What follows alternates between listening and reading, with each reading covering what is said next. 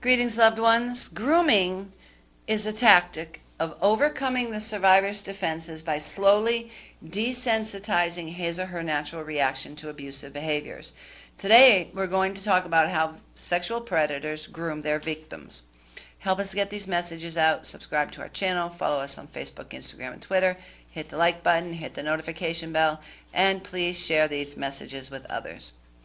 Grooming, I'm going to say it again, is a tactic of overcoming the survivor's defenses by slowly desensitizing his or her natural reaction to abusive behaviors. The most recognized context is when pedophiles use it on children and their parents, but the technique is also used in other contexts, such as confidence scams or commercial sex work. Grooming works by mixing positive behaviors with elements of abuse. At the beginning, all the behaviors are positive, but slowly abusive elements are added in amounts that surprise the survivor to an extent, but do not push alarm to a high level. Over time, the inappropriate comes to feel normal. And because the primary aggressor's real goal isn't understood by the survivor, he or she often misses the harmful implication and dismisses the internal signals of alarm that do arise. As an example, let's describe a chain of desensitization based on actual accounts. An adult male primary aggressor offers to play soccer with a child that benefits from and is eager for attention. Then the primary aggressor starts seeing the survivor alone for special coaching until it seems normal. Then the primary aggressor starts touching the survivor, say on the leg, excusing it as a demonstration on how to move athletically until touch seems normal. Touch is moved perhaps onto the buttocks and excused as advanced training, and this type of touch starts to seem normal too.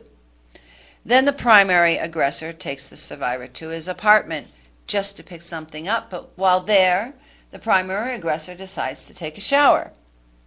This makes being alone in the primary aggressor's apartment with showering going on seem okay. The primary aggressor might make an appearance in a robe, and it's not hard to add steps to this chain. Eventually, the primary aggressor's intentions become clear to the survivor, but by that time there is considerable ensnarement. The survivor may also be disarmed by being told inappropriate things are part of a game, a test, a project, or favor, which suspends some self-protective reflexes and reactions. Often the first violations are boundary issues, but not physical violations. The abusive activity might consist in describing a fantasy or telling a story supposedly about what someone else has done. And if there is a negative reaction, the aggressor can shift gears and deny he has the same interest or even feign disapproval. In the same vein, pornography may be introduced. But desensitization works hand in hand with the illusion of a special relationship.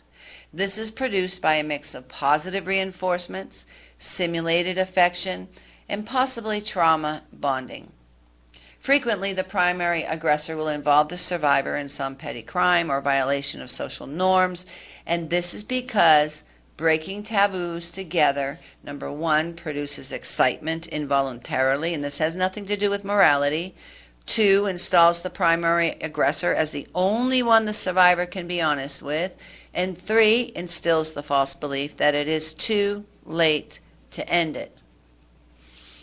By the end, shame and secrecy entraps the survivor in a much deeper way than if he or she had been assaulted all at once.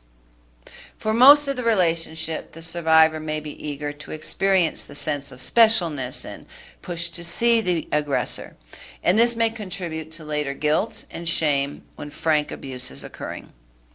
Because of the staged and confusing progression, the survivor may not understand that the aggressor has been the sole instigator. The survivor might erroneously believe that there has been a mutual progression, and this is largely responsible for the tragic, well-known reluctance of survivors to report abuse. According to the CDC, over half of all children in the world, that's 1 billion children ages 2 to 17, experience violence every year. And so the question is not if you will encounter a victim of violence. The question before God is, what will you do when you do encounter them? You could be the person who saves a life. Micah 6:8 says, He has showed you, O man, what is good. And what does the Lord require of you? But to do justice, love mercy, and walk humbly with your God. You are called. We are all called to be champions for justice. I want you to know that there is a way out. It is not your fault. Abuse is not love. And most of all, I want you to know that you are not alone. If you are suffering violence, reach out to someone today. If you find yourself in a dangerous situation, call 911 for help. If you know of a child or other person suffering violence, tell the authorities. In our next episode, we will talk about 6 subtle ways sexual predators groom their victims. Until then, God bless you.